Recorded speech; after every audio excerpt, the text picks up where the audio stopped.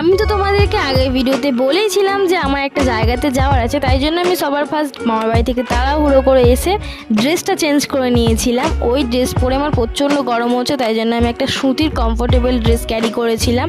অনেকটা দূর যেতে হবে এই গরমের মধ্যে। আর এই যে আমরা বার হয়ে গেছি, এখন কিন্তু আমাদের সাথে দিদি আর যাবে না, আমি, রোহন আর আমার এই দুটো দাদা যাবে। তো আমরা কোথায় যাচ্ছি সেটা জানতে গেলে কিন্তু অবশ্যই ভিডিওতে লাইক করে দিতে হবে আর ভিডিওটা শেষ পর্যন্ত দেখতে হবে। আর ভিডিও ভালো লাগলে অবশ্যই লাইক কমেন্ট শেয়ার করে দিও। আর যদি তোমরা আরও এরকম নতুন নতুন ইন্টারেস্টিং ভিডিও দেখতে চাও তাহলে চ্যানেলটা সাবস্ক্রাইব করে অবশ্যই আমার পাশে দেখো। এই যে আমরা বার হয়ে গেছি, আর আমাদের এই সাইডে মানে কাঁঠাল বেরিয়ে শঙ্করপুরের রোডের ভিউ এত সুন্দর না, আমার মনে হয় সারাদিন তোমাদেরকে এই ভিউর ভিডিও দিয়ে যায়, বিশ্বাস করো এত সুন্দর লাগছে।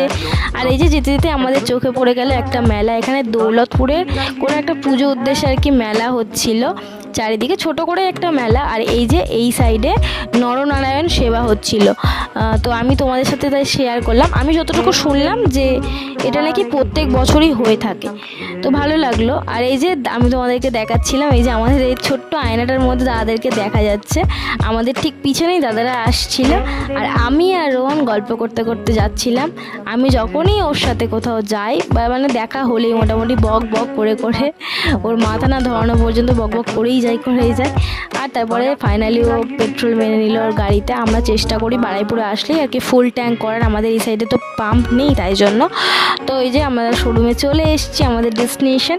আমরা এসেছিলাম দাদার গাড়ি কিনতে, দাদার এই সাদা কালারের গাড়িটা একটু পছন্দ হয়েছে, তবু আমরা দেখছি আর কি নেওয়া যায় না যায়। তো আমি তোমাদের সাথে অবশ্যই শেয়ার করব যে ফাইনালি কোন গাড়িটা দাদা নিল। তার জন্য তো চ্যানেলটা সাবস্ক্রাইব করে আমার পাশে থাকতে হবে, না জানতে হবে না কোন গাড়িটা নিল। তো চলো আজকের ভিডিও এই পর্যন্ত, খুব তাড়াতাড়ি ভিডিও আসছে, দেখা হবে নেক্সট।